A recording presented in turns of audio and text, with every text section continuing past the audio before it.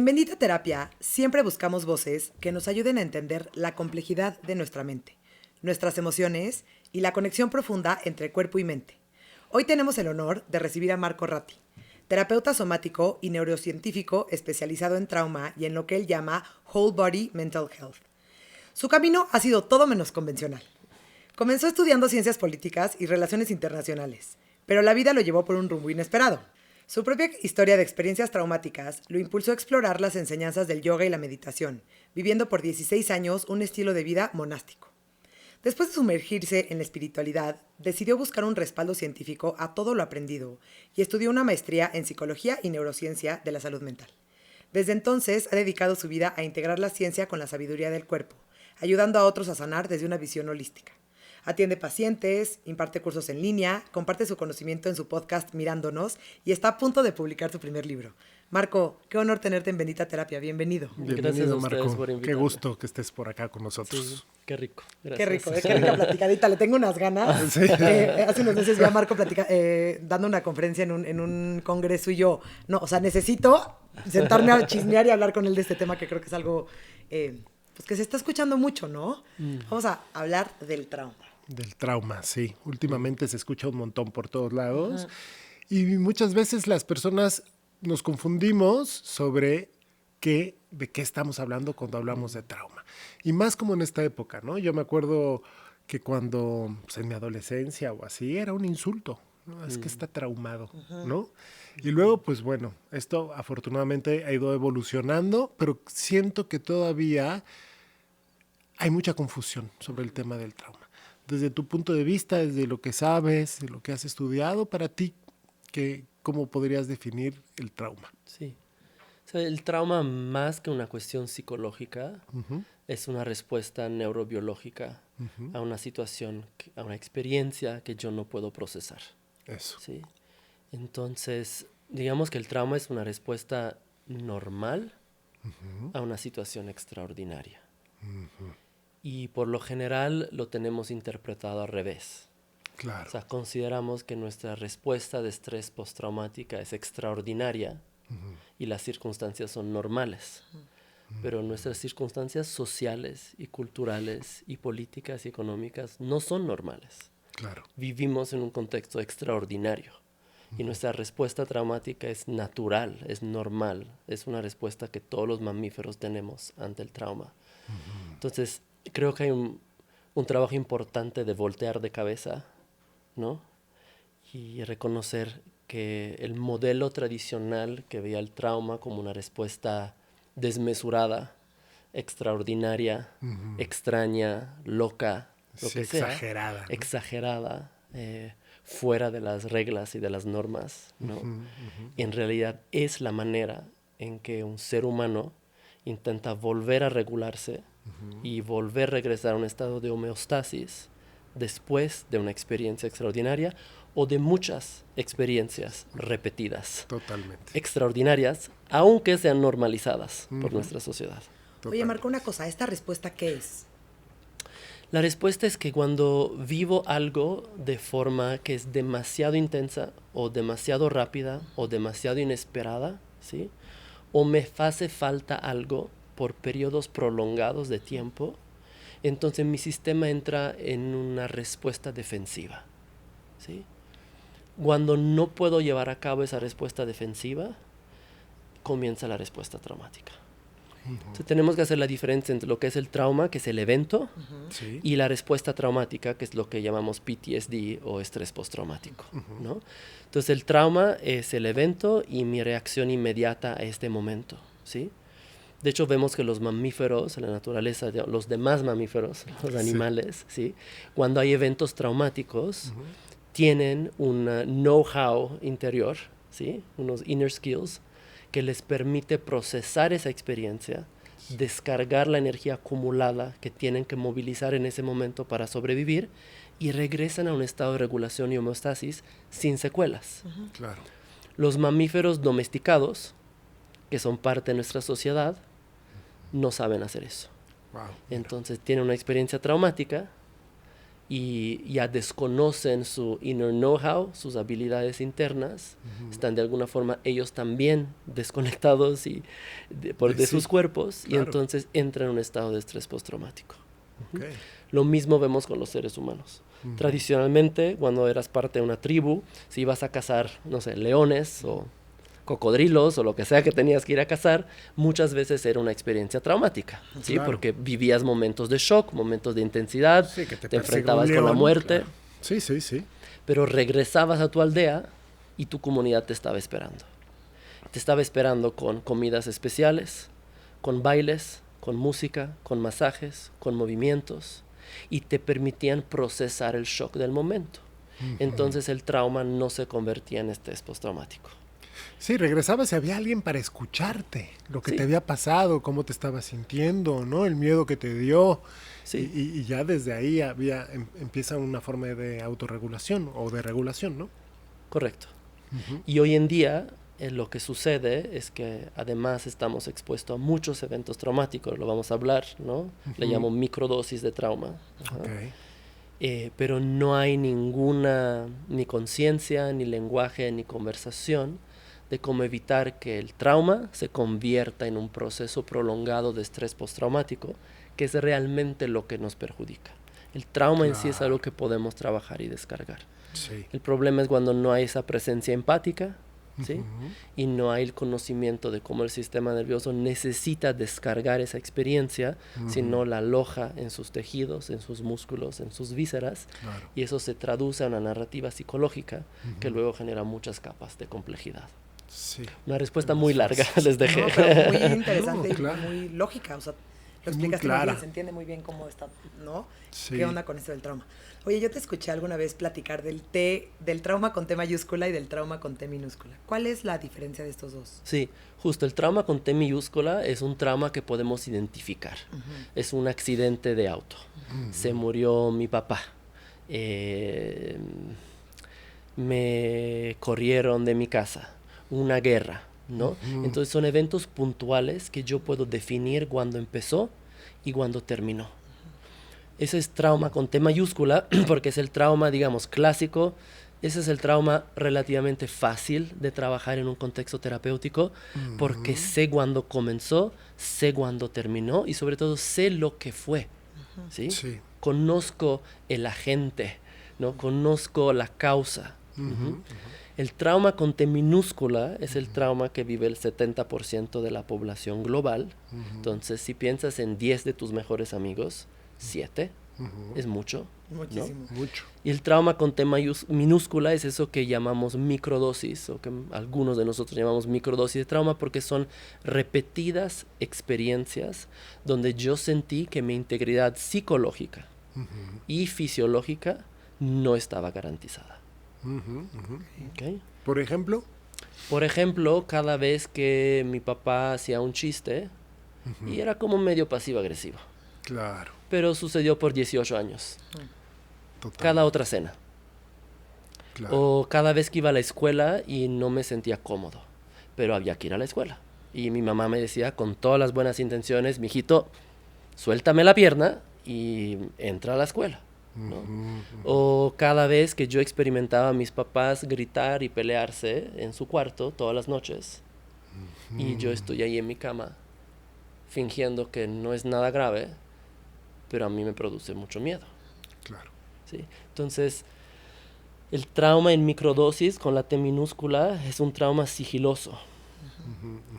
Es un trauma que está normalizado porque hemos normalizado muchas cosas en nuestros vínculos. Y hablo de vínculos porque realmente no te traumas solo. O sea, el trauma siempre es relacional. Claro. ¿No? Es como solito no es muy poco probable.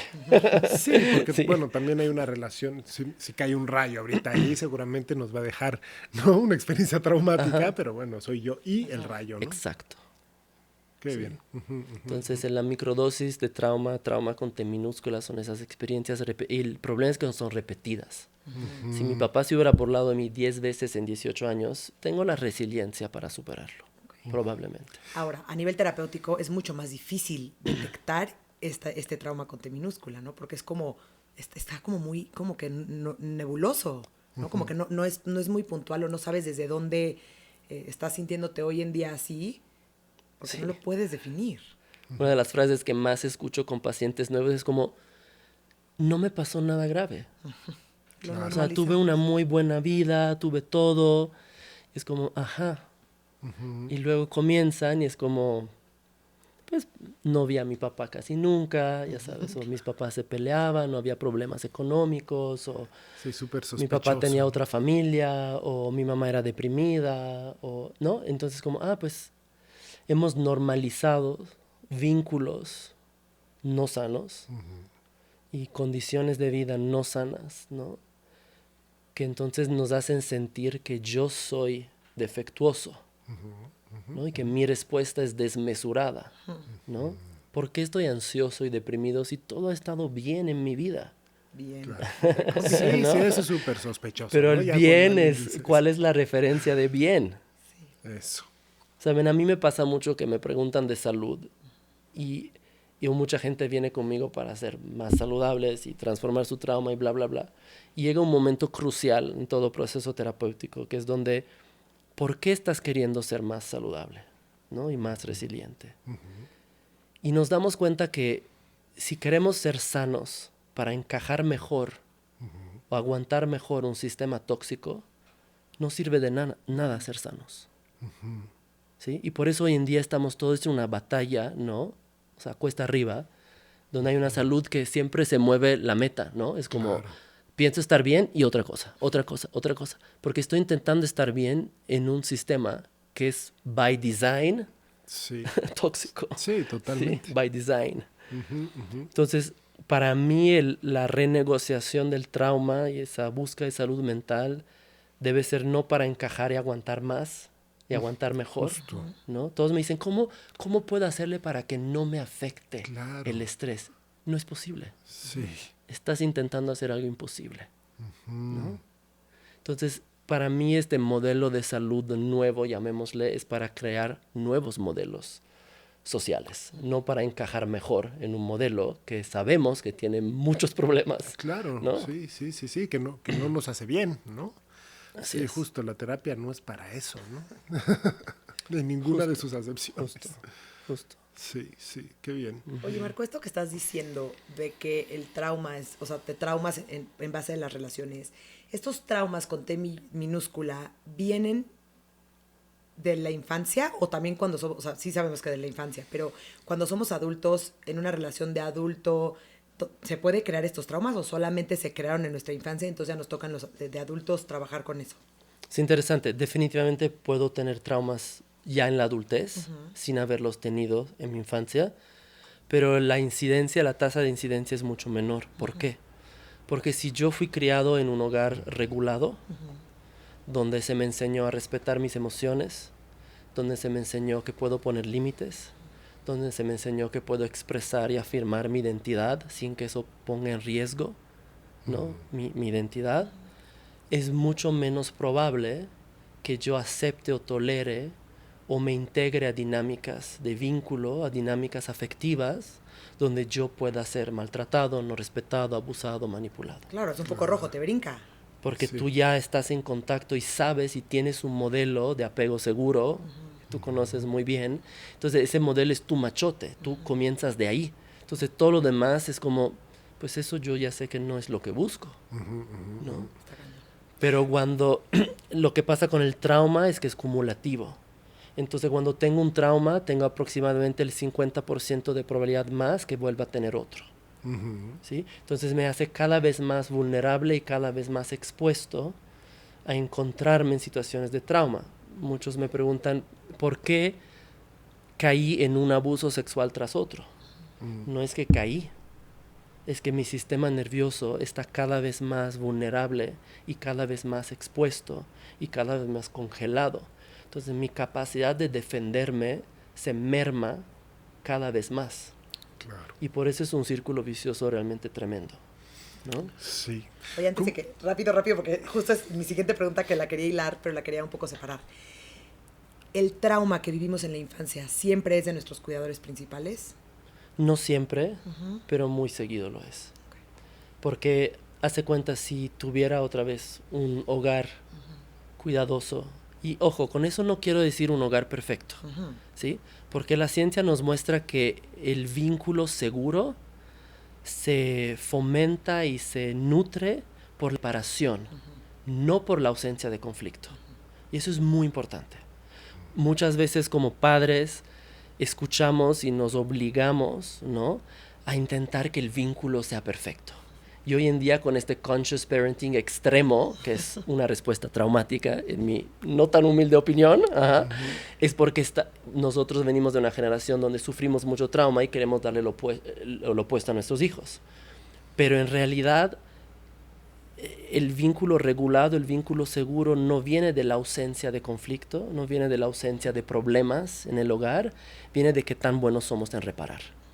Entonces, regresando a tu pregunta, si yo sufro un trauma externo, ¿sí?, alguien me hace bullying en la escuela o un maestro no me trata bien y regreso a un hogar seguro, mis cuidadores me van a ayudar a acompañarme a procesar ese trauma. Eres el cavernícola que regresó de cazar el león y te apapacharon en tu comunidad. Exacto. El problema es cuando vivo el trauma afuera y mi casa no es un lugar suficientemente seguro para que yo comparta eso que he vivido. Y entonces lo vivo solo. Sí. Ahorita estábamos hablando de cómo se puede guardar en el cuerpo, ¿no?, estas experiencias. ¿Cómo funciona en el cuerpo, en el sistema nervioso, las experiencias traumáticas? ¿Qué pasa? Sí, es una súper pregunta, porque el trauma no es un evento psicológico en su origen. Es un evento fisiológico y neurobiológico. ¿Qué significa? Que como mamíferos, cuando nos sentimos amenazados, movilizamos ciertas estructuras internas para podernos defender. ¿Okay? Y esas son las famosas 3 o 4, ¿no? Sí. Que son lucha, huida, congelamiento y complacencia o apaciguamiento. ¿No? ¿Sí? Apaciguamiento es la menos conocida, la complacencia. Sí. Es un gran mecanismo de defensa muy interesante. Sí, muy consentido de varios. Por si alguien lo conoce por allá. Es muy interesante ver por qué es tan común, ¿no? Pero entonces el cuerpo se moviliza para defenderse. Sí. Y moviliza una cierta cantidad de energía, reorienta su atención, ¿no?, para poder hacer frente a eso que está siendo percibido como un peligro. Entonces el trauma sucede en el cuerpo, ¿sí? Porque el trauma es cuando yo quiero defenderme o quiero poder enfrentar una experiencia y por alguna razón no lo puedo hacer. Eso. Entonces, y eso ya estamos entonces hablando de un trauma. Sí. El trauma de fondo es esta experiencia que yo no puedo surfear la ola de la vida en este momento. Claro. O sea, metáfora, ¿no? Es como viene la ola y es como cuando la ola me rebasa, eso produce una experiencia traumática. Porque desde un punto de vista evolutivo, eso es una derrota. Es como, ¿cómo no pude, no, sostener esa experiencia? Y sabes, de ahí todo lo de la crianza consciente, de que queremos criar hijos que poco a poco tengan los recursos para ir atendiendo las olas que van llegando en las diferentes etapas de la vida, porque las olas de cuando tengo 5 años no son las mismas olas de cuando tengo 18. Claro. Es como una construcción, ¿no?, paulatina de recursos internos. Entonces, como cada vez tengo una tabla de surf más preparada para la siguiente ola. Claro. ¿No? Pero hoy en día nos encontramos sin tablas de surf y con unas olas que, olvídate, no son las olas que teníamos antes. Claro. ¿Sí? Y muchas olas no son naturales, son producidas además por nuestro sistema social. Claro, ¿no? me encanta que hagas tanto énfasis en el sistema, porque sí, es verdad, ¿no? O sea, la forma en que, pues sí, nuestro sistema nervioso y nosotros mismos estamos cada vez más expuestos a estas cosas que van en contra de la vida y en contra de nuestro bienestar, va creciendo, ¿no? La cantidad de miedo que hoy hay, la cantidad de inseguridad, de falta de cuidado, de falta de intención o de hacia dónde ir, está generando un montón de estas cosas. No, y de sobreexigencia, y de prisa, y de sobreestímulos, y de sobreinformación. Totalmente. O sea, nos trae así en nuestro sistema nervioso central, está completamente alterado por todo lo que estamos viviendo todo el tiempo. Y no hay nada más sagrado que la vida. Entonces, cuando el trauma transforma la vida en algo a abrazar, lo transforma en algo a temer, es una existencia horrible. Porque el trauma ya el trauma, en lugar de hacerte ver la vida como algo a explorar, a vivir, a aventurarte, no perfecto. Sí, sí. No, eso que flojera, ¿no? Una vida perfecta es lo más aburrido, ¿no? Cuando ya vemos la vida, cuando ya vemos la vida como algo que es una amenaza, Eso. es dificilísimo vivir. Porque entonces te estás protegiendo todo el tiempo de la vida, que es lo que te dio la vida. O sea, es una paradoja interna, ahí sí a todos los niveles. Fisiológica, neurobiológica, psicológica, filosófica. Es una contradicción tremenda. Sí, ¿no? sí. Y por eso el trauma hace que sea un esfuerzo sobrehumano vivir para las personas con trauma. Claro. ¿no? Estábamos hablando hace un momentito de la cantidad de personas que están viviendo con trauma sin saberlo, ¿no? Para las personas que nos escuchan, ¿cómo puedo yo empezar a detectar o qué cosas puedo encontrar en mí que quizá me están hablando de que estoy viviendo un síndrome de estrés postraumático o que viví una situación traumática y que esto que nos comentabas, ¿no? Como de tus pacientes que no tienen, pues sí, no hubo un registro de que esto que sucedió me causó verdaderamente un trauma. Hay que decir, para empezar, que el trauma viene pegado con un mecanismo de supervivencia para sobrevivir mi estrés postraumático, que se llama disociación. Entonces, cuando yo vivo estrés postraumático, no estoy consciente del dolor que cargo, porque si tuviera que estar consciente de ese dolor, no podría ser funcional. Claro. ¿Sí? Entonces, el estrés postraumático viene con unos sesgos inmensos que hacen todavía más difícil, porque entonces siento que la vida es un esfuerzo sobrehumano y no entiendo por qué. O sea, como que miro a mi alrededor y no entiendo, ¿no? Por eso es lo opuesto del trauma con T mayúscula, que digo, bueno, pasó esto, tuve un accidente de auto y me estoy recuperando.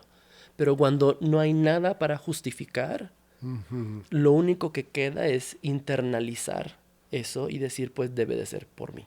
Claro, hay algo malo en mí, ¿no? Soy yo. Eso. Soy defectuoso, soy roto, soy feo, ¿no? Entonces, el trauma genera muchas capas.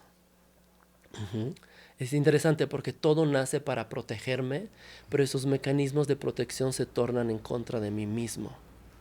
¿Sí? Y entonces, un mecanismo contra otro mecanismo, ¿no? Estaba hablando con una paciente y me decía, no, es que odio hablar en público, me da miedo, no lo típico. Y luego entra la voz autocrítica, ¿no? Y dije, sí, es que el miedo te está paralizando, ¿no? Esa es una parte del sistema nervioso.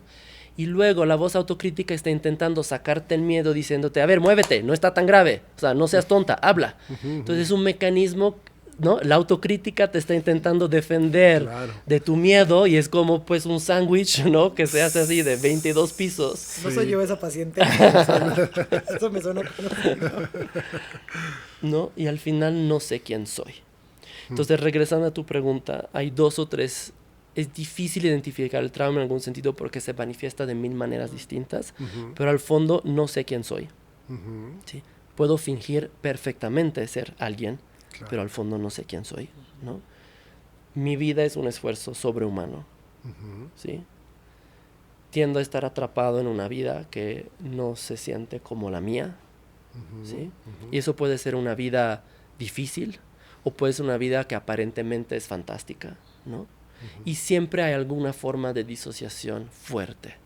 Puede ser que me disocie teniendo el mejor trabajo del mundo, ¿no? Y siendo la persona que más dinero gana y que es más exitosa. O puedo ser la persona que se disocia en la cama y no puede salir de la cama, está totalmente deprimida. Sí, o que estoy pegado a alguna sustancia o a una relación y así. Sí. Está bastante claro hoy en día que la mayoría de los trastornos de salud mental más comunes hoy en día y de las enfermedades crónicas de hoy en día no son la causa, son la consecuencia de una desregulación de un proceso de estrés postraumático. Claro. Es por eso que mucha gente puede trabajar años su depresión en terapia, pero si no reconocemos que la depresión es un mecanismo de supervivencia, no es la causa, es lo que te está intentando ayudar. Claro. Entonces imagínate lo que está debajo de la depresión, ¿no? Sí. Pero sí. tenemos que mirarlo como algo que tenemos que respetar esa sintomatología, porque si no la respeto se hace más fuerte. Entonces, si yo quiero luchar con mi depresión, luchar con mi ansiedad, luchar con mi estrés crónico, es como si yo te digo, si tú estás con muletas porque te rompiste una pierna y te aviento las muletas y digo, corre, Claro. no te sirven de nada tus muletas. Me vas a decir, ¿cómo? No, mi músculo se está recuperando, necesito un tiempo las muletas. Claro. Es lo mismo de esos mecanismos de compensación. La depresión viene a ayudarme muchas veces a no sentir, porque si siento es too much. La ansiedad viene a reorientar mi atención hacia otra cosa para no sentir, ¿no? Y entonces esta depresión, esta ansiedad, literalmente es como este foquito rojo que te dice, hey, aquí hay algo aquí abajo. Justo. Que no lo estás viendo. Y entonces en terapia es trabajar con eso aquí abajo para que eventualmente desaparezca este foquito rojo que me está haciendo voltear a ver abajo. Justo. Este es el caminito, como que todos esos síntomas son una flecha que apuntan muchas veces hacia algo más. Sí. Una pregunta. Cualquier evento, es decir, algo que para mí fue un evento traumático, puede no serlo para ti, ¿no? O sea, también tiene mucho que ver con mi propia estructura, con mis vivencias, ¿no? Totalmente. Ok. Este ejemplo que poníamos, cae el rayo y a lo mejor tú estás acostumbrado porque vivías en una montaña donde caían muchos rayos y nada, ¿no? Es tu normalidad, pero muy probablemente para mí, eso nos genera, ¿no? Lo vivimos más bien como un trauma. ¿Es así? Totalmente. Ok. No sé si tienen hermanos o hermanas y cuando Sí. hablan de su infancia tienen versiones muy distintas. Pero completamente. ¿No? Hay unas cosas que yo hablo con mi hermano, para mí fue así como tortura y él dijo, no pasó nada, es como, ¿de qué hablas? Y yo, ¿cómo? ¿No te diste cuenta? O Sí, sea, eso es increíble, eso es ¿no? increíble. Entonces, mismo hogar, mismos papás, pero sistemas nerviosos distintos. Totalmente. Entonces hay algo en el estudio de la neurociencia que se llama la neurocepción. La percepción es la percepción cognitiva, ¿no? De mi corteza prefrontal. La neurocepción es la percepción que viene de mi cuerpo. La neurocepción alimenta la percepción. Entonces la percepción ya es una narrativa construida y manipulada, ¿no? La neurocepción es lo que percibe tal cual la experiencia como yo la recibo, ¿no? A través de mis 5 sentidos y mi cuerpo. Entonces mi neurocepción es distinta a la tuya. Entonces si cae un rayo, vamos a tener posiblemente, no, bueno, si cae un rayo quizás todos no nos va a encantar, pero ya saben, o sea, tenemos experiencias distintas. Totalmente. Y ahí es donde es como delicado el trabajo del trauma. Y ahí es donde podemos hacer un ejercicio importante de... A mí el trauma me ayudó a dejar de juzgar. Yo tenía muchas opiniones y era una persona con muchos juicios, la verdad, y sigo teniéndolos. Pero he diluido mucho mi carga de juicio al entender el trauma porque me doy cuenta que yo no puedo entender por qué tú estás percibiendo algo como lo estás percibiendo. Y tu constitución única, tu experiencia de vida, si queremos traer otras informaciones, ¿no? Para quien estudia astrología, otras cosas, en fin. Pero sí somos una colección de información que genera un sistema con una constitución única, ¿no? Y con un sistema nervioso único. Y eso entonces me expone de forma distinta a distintas experiencias. Entonces algo que para ti puede ser muy fuerte, a mí puede ser como se me resbala y puede ser diferente. Oye, quiero platicar del sistema nervioso central. ¿Nos podrías platicar un poquito qué es? Todos, en teoría, nacemos con el mismo... ¿cómo lo puedo explicar que no suene raro? Como la misma capacidad de sostener experiencias externas, o hay unos que son como un poco, no sé si se puede decir, como más sensibles, que por cualquier otra mini cosita se pueden alterar más, o sea, como que de base de recién nacidos, por así decirlo. Pues interesante, porque el sistema nervioso es una de las primeras estructuras que se forma en la gestación. Entonces, nuestro sistema nervioso está teniendo un imprint, ¿no? Una huella de las experiencias que recibe desde casi el momento de la concepción, o sea, desde ¿no? Mamá, sus experiencias, sí, sus emociones. obviamente. Entonces, los 9 meses de gestación, ¿no? son los meses en donde mi sistema nervioso ya se está preparando para el tipo de mundo al cual va a tener que responder. Ajá. Una manera muy bonita de entender eso es que hay una estructura del sistema nervioso, se llama la mielina, que es como una, si piensas en el, ¿han visto cables eléctricos, ¿no? Que tiene un aislante o rojo o amarillo? La mielina es este aislante de los nervios. Y esa mielina es muy importante para que tan precisamente y rápidamente podamos procesar información y transmitir información. Pero además esa mielina es lo que literal nos hace sentir protegidos en los vínculos. Es decir, cuando no tengo mielina, me siento expuesto, como un cable pelado. ¿Sí? Entonces, más o menos a partir de la semana 30 de gestación, es cuando más producción de mielina está sucediendo en el sistema nervioso. Entonces, en las últimas 10 semanas de gestación es cuando este ser humano está realmente determinando qué tan seguro y a salvo, hasta los 12 meses, 18 meses de nacido, estamos realmente poniendo todas las bases de qué tan seguro me voy a sentir yo en relación a otros seres humanos. Entonces, por eso es tan importante, ¿no? Y en todas las tradiciones se considera que el periodo de gestación y los primeros 18 meses, ¿no? de un recién nacido determinan la base de quiénes somos, ¿no? Porque ahí se determina esa base de, le llamamos ventana de tolerancia. ¿Cuánta experiencia puedo tolerar al mismo tiempo? Cuando hay trauma, mi capacidad de tolerancia baja. Entonces se cae una aguja y no puedo más, ¿no? Un amigo me dice una palabrita fuera de lugar y me prendo, ¿no? Me llega un mail y... Exacto. Mis hijos me piden un dulce más y ya estoy así como desbordado, ¿no? Porque mi ventana de tolerancia se achica, se achica, se achica. Mi ventana de tolerancia es como un contenedor. Cuando mi contenedor es grande, caben muchas experiencias y las puedo manejar y puedo elegir cómo manejarlas. Cuando mi contenedor es chiquito, cabe muy poco. Y si le sigo metiendo más, no hay espacio, ¿no? Que es esta sensación que vivimos cuando estamos estresados. No tengo espacio, no puedo elegir, no puedo pensar. Entonces, desde muy chiquitos estamos poniendo las bases, ¿no?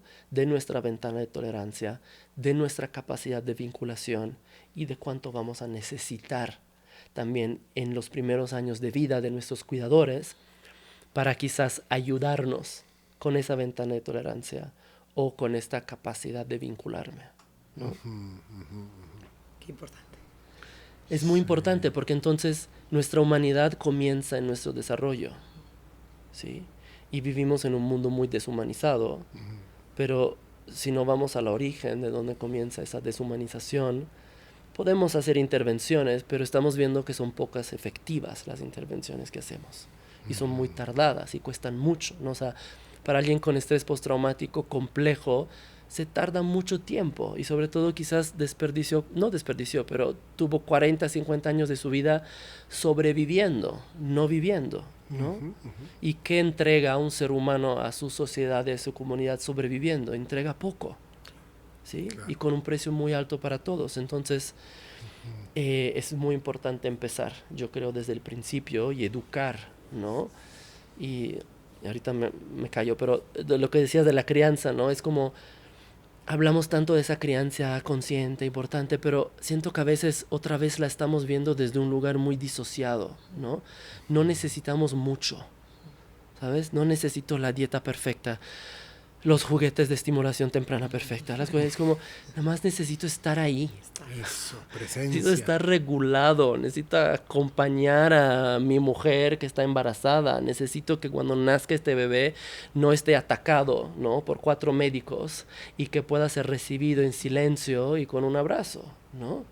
Entonces, nos complicamos mucho la vida cuando hay intervenciones a veces muy simples, ¿no? Pero si no conocemos nuestra neurobiología, no sabemos cómo sale. Ajá. Y también importante, ¿no? Si nosotros no estamos regulados, no vamos a poder regular al otro. Sí, ¿no? Y esto que decías, ¿no? En el ejemplo, como que haya un lugar a donde volver, donde ser recibido, donde ser escuchado, donde pueda haber contacto seguro, contacto significativo, ¿no? Que creo que es esta parte social que también hemos perdido y que es importantísima para la experiencia humana, ¿no? Y sobre todo porque a todos estamos a expensas de que nos pasen cosas. Y vivirlas en soledad y no tener con quién compartirlas y no tener cómo participarlas en la vida, pues todavía lo hace peor, ¿no? Sí. Sí. Cuando estás en un lugar público y alguien te manda un mensaje, en lugar de acercarse a saludar, es como... Sí. Creo que no me ha pasado, pero está Es fuerte. como eso. cuando nos sentimos amenazados por nosotros mismos. Eso es lo que hizo COVID, ¿no? O sea, el COVID nos llevó a un nivel extremo de sentir que el otro es una amenaza, ¿no? Y fue un ejemplo. Pero lo vivimos todo el tiempo, ¿no?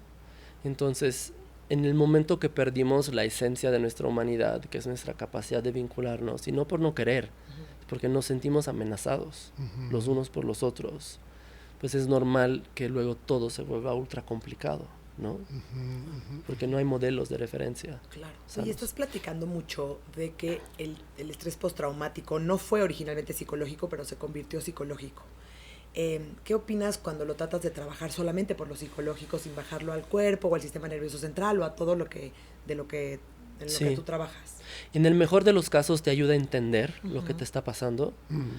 No lo vas a reeducar, porque sanar el trauma es una reeducación del sistema nervioso. O sea, el sistema nervioso ya, cuando está traumatizado, percibe las cosas de una forma distorsionada. Entonces, eso fue por neuroplasticidad, porque aprendió que mi persona segura es una amenaza. Entonces, tuve que recablear mi cerebro y decir, no, mi persona segura no es una persona segura. Y por eso luego tal vez voy por la vida buscando parejas no seguras, porque ya mi modelo internalizado de referencia es el amor es un lugar donde tengo que trabajar. El amor es un lugar donde tengo que sacrificar, ¿no? Sí, donde tengo que aguantar. Ajá, exacto. Entonces, la reeducación del sistema nervioso no puede suceder solo a través de la terapia hablada, porque es un tema fisiológico, es un recableado fisiológico, ¿no? Cuando hay trauma en el desarrollo, la mielina no se desarrolla, ¿no? Entonces no la tengo. Es literal es como si no tengo una mano. Pues puedo hablar años en terapia que me hace falta la mano. Claro. No me va a volver a crecer, ya sabes. Seguro que entonces, es como tenemos que abordarlo desde el cuerpo también. Y en el peor de los casos nos atoramos y empezamos a pensar que soy yo, que tengo un problema, porque intento mejorar, pero recaigo. Y entonces la única conclusión posible es que, bueno, yo estoy tan echada a perder que nadie me puede ayudar. Que es la verdad cómo llega la mayoría de la gente a mi consultorio, ¿no? Ya han probado muchas cosas. Seguro todo ha funcionado, ¿no? Y ha ayudado a que sigan aquí. Claro. Pero la renegociación del trauma es algo muy específico, ¿no? Que se hace a través de la respiración, de la meditación, de diferentes movimientos corporales. Se hace mucho a través de la neuromusculatura de nuestro cuerpo, ¿no? Porque cuando hay trauma y hay esta distorsión de nuestra percepción y entonces hay una distorsión de los niveles de amenaza, ¿no? Yo comienzo a tener o a encarnar en ciertos gestos, ¿no? En cómo se mueven los ojos, en mi patrón respiratorio, en mi latido, en la tensión muscular, en cómo funcionan mis vísceras, o sea, todo eso se altera, ¿no? Y por eso las personas con trauma normalmente tienen tantos de esos síntomas, llamémosles extraños, autoinmunes y crónicos, ¿sí? Porque el sistema está intentando sobrevivir en sobregiro, en sobrecarga todo el tiempo. Entonces, es a través de mostrarle al cuerpo que puede responder a la vida de otra forma, ¿sí? Entonces, es un trabajo muy hermoso porque estás ayudándole a la persona primero a ver dónde se va su atención. Entonces, cuando viene un estímulo, voy a inventar, coche rojo, ¿sí? Viene un coche rojo, entonces, ¿qué pasa con tu atención? ¿Sí? ¿A dónde se va? Entro en un estado de más lucha, de más huida, de congelamiento, de complacencia, ¿no? Cuando tu pareja te dice esas palabras, ¿qué pasa con tu atención? ¿No? Entonces ahí ya comienzan a entender su mecanismo autónomo de reacción y de defensa. Y desde ahí comienzas a reeducarlo, ¿no? Porque dices, no, cada vez que mi pareja me dice eso, ¿no? Se acelera mi latido. Y entonces comienzas a trabajar en consulta, porque cuando tú piensas en esos escenarios, tu sistema se activa, aunque no esté, ¿no? Y comienzas a trabajar con ese latido acelerado, o con esa respiración fragmentada, ¿no? O con eso dice, ya sentí el nudo en la panza, ¿no? Entonces, le muestras a tu cuerpo, a tus vísceras, a tus tejidos, que pueden desactivar el patrón defensivo y entrar en modo conectivo. El sistema nervioso no puede conectar y protegerse al mismo tiempo. Son dos circuitos exclusivos. Necesita bajar las defensas. Claro. Sí. Sí, no puedo sentir esta seguridad y placer y ansiedad al mismo tiempo. Exacto. No es Exacto. posible. Exacto. Decía Esther Perel que solo se puede sentir estas dos cuando estás con un amante y entran al mismo tiempo tu pareja. Que quizás esa es la única forma. Exacto. Sí. Qué interesante. Y por ejemplo, estamos hablando de estos dos tipos de trauma, ¿no? Que es un evento grande, impresionante, y otro que es más repetitivo, ¿no? Que está en el tiempo. La parte para salir, y un poco podríamos llamarlo sanar, si está bien, ¿es igual? También puede ser algo en base a la repetición, ¿no? Como reejercitar y hacer estas nuevas conexiones, o también puede ser a partir de un evento corporal importante. Es parecido la idea de fondo de cómo se sana, pero el trauma con T mayúsculo es mucho más fácil de sanar dentro de todo. Dentro de todo, hablando genéricamente, pensando tal vez en un accidente de coche, porque sabes el origen, sabes cuándo se acabó, y porque trabajas un evento puntual. Sí. Cuando trabajas con el trauma con T minúscula, en microdosis, se convierte casi siempre en lo que llamamos trauma complejo. Porque entonces es un trauma que mezcla trauma, pero mezcla también un trauma de apego, ¿sí? Y de vínculo. Y eso es de los más... Bessel van der Kolk, que es uno de los mayores exponentes de trauma, que más lo ha investigado, dice que es la combinación más difícil a desenredar, ¿sí? Cuando estoy en un estado de estrés postraumático, pero además mi sistema de involucramiento social, que es mi capacidad de vincularme, está mermado o deteriorado. Porque entonces, gran parte de la renegociación del trauma es que otro ser humano me acompañe. Pero si yo no confío en los seres humanos, no hay salida. Claro. Entonces es como, ya estoy entre la espada y la pared. Es como necesito acompañamiento para sanar el trauma, pero mi mismo sistema nervioso se protege de los demás. Claro. Y entonces me quedo ahí, atorado, ¿no? Entonces toma más tiempo en general sanar el trauma complejo y ese trauma en microdosis, porque también se va insertando a todos los tejidos de mi vida. Claro. Es inevitable. Sí. Y como es una cuestión de identidad, porque al fondo el trauma me hace sentir que quien soy es un problema. Claro. ¿Sí? Que no tengo el derecho a ser quien soy. Cuando yo no me pude defender, finalmente es que yo no pude afirmar mi existencia, ¿no? Y entonces voy por la vida sintiendo que afirmar mi existencia es peligroso, ¿no? Entonces eso se refleja en mi trabajo, en mi misión de vida, en qué me da placer, mis creencias, ¿no? Mis vínculos, cómo crío, cómo educo, cómo me relaciono. Entonces es como una plaga, ¿no? Que va permeando todo mi tejido de vida. Y entonces lo chistoso es que se vuelve intentar abordar el trauma así es tan grande que es otra ola demasiado grande. Le llamamos una espiral porque es algo que crece y crece y crece y crece y crece. ¿Y cómo podemos hacer, si alguien nos está escuchando y está en ese momento, cómo metes este freno de mano para no seguir entrándole a la espiral? Sí, es un trabajo muy meticuloso y de mucha paciencia. De esta ola gigante hay que desmenuzarlas en 1000 moléculas de agua y trabajas una molécula y otra molécula y otra molécula. No puedes trabajar con la ola. Claro. Pero eso parece algo infinito que no termina nunca, pero no es cierto. Porque nuestro sistema nervioso es plástico. O sea, nuestro sistema nervioso se traumatizó gracias a su neuroplasticidad para sobrevivir. Entonces, la reeducación, lo bonito de eso es que mi sistema nervioso sigue siendo plástico, por lo general menos, porque adquiere rigidez, por esas experiencias, pero puede aprender otra manera de vivir, otra manera de responder. Entonces lo interesante es que está la olota.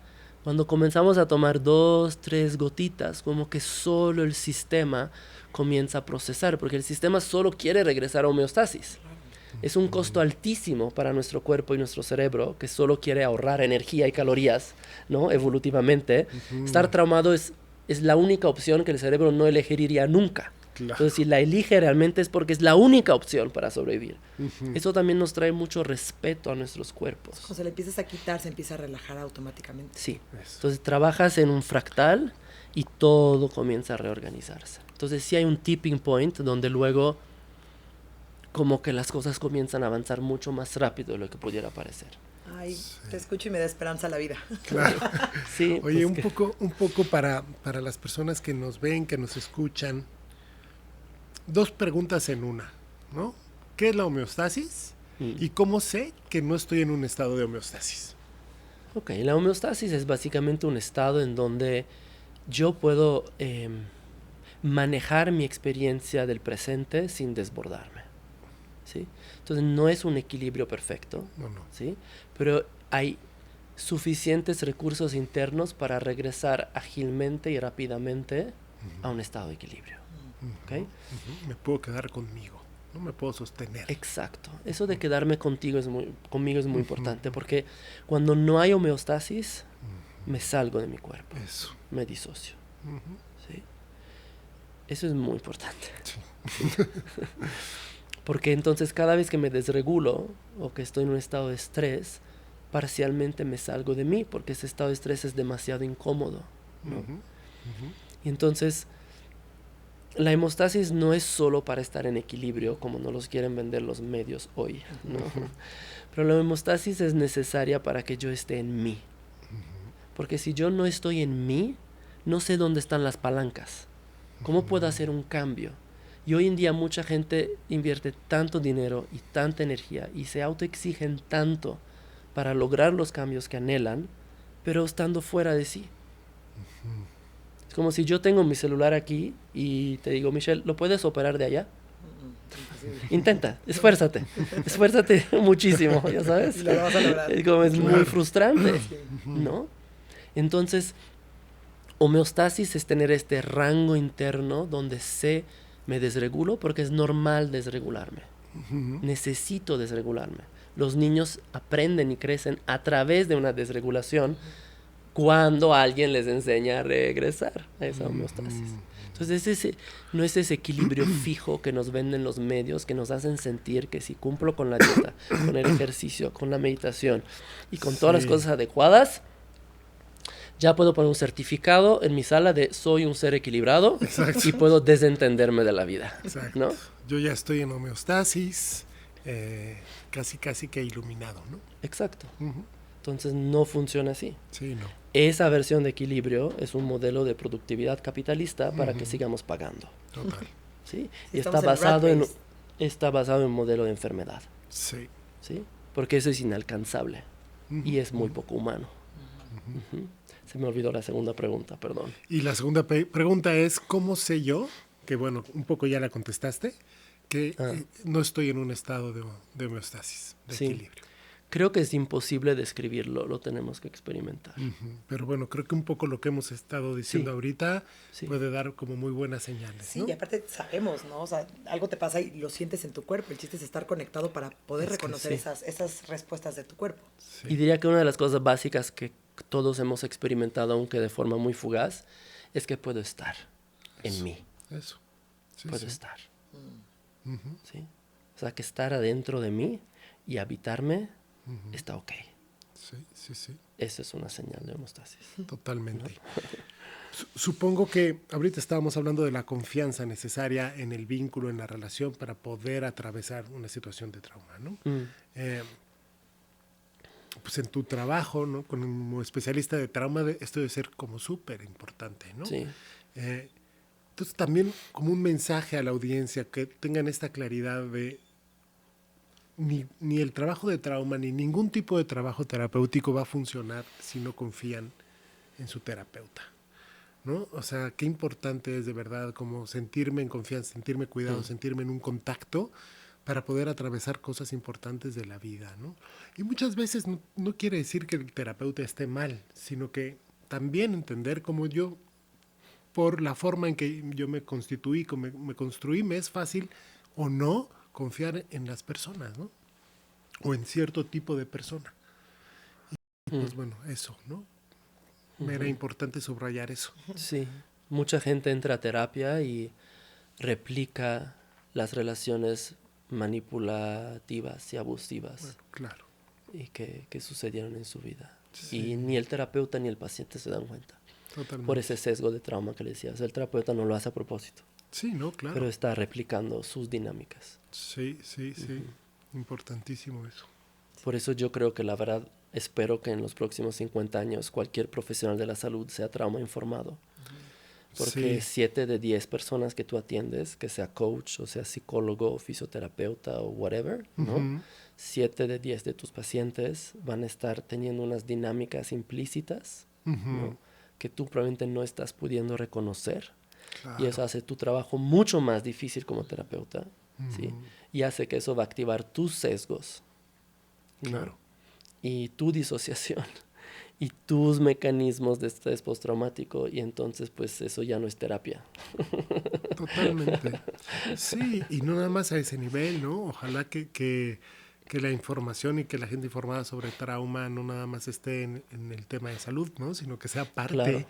de cómo vivimos y a qué ponerle atención en la vida, ¿no? Porque sí, son estas cosas que a lo mejor no se ven, pero que están dictando el cómo estamos viviendo, ¿no?